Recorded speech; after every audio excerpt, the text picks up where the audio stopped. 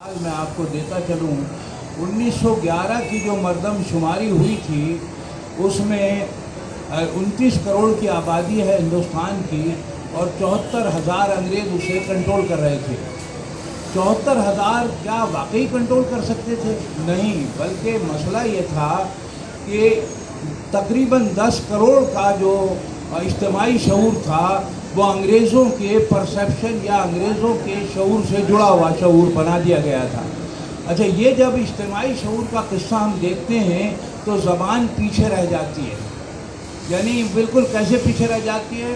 तो इस तरह रह जाती है जैसे कि सर सैयद ने रिसाला असबाब आज़ादी हिंद के बजाय असबाब बगावत हिंद लिखा उसमें, और हालांकि होना ये चाहिए था रिसाला असबाब आज़ादी हिंद, लेकिन क्यों ना हो सका, यूँ ना हो सका कि इज्तिमाई शऊर जो था वो बगावत वाला था जो ताहाल चला जा रहा है।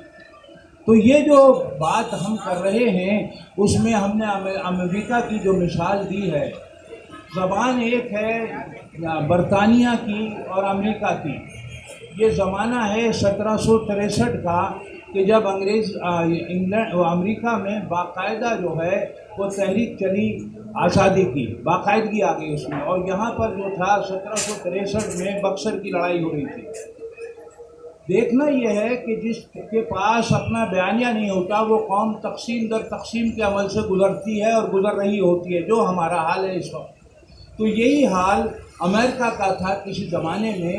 तो उनके जो दानिश्वर थे, दानिश्वर में यानी जो आपका जॉन ट्रम्बुल जो शायर है 1770 की नज़्म है उसकी, और ये जो फिलिप फ्रेनियो है उसका हवाला मैंने आपको दिया हुआ है गुजारिशात के साथ, कि जिसमें उन्होंने कहा कि हम यकसर बरतानवी जो नैरेटिव या बयानिया है उसको रद्द करते हैं, और अब हमारा बयानिया जो है वो अमेरिकन बयानिया होगा।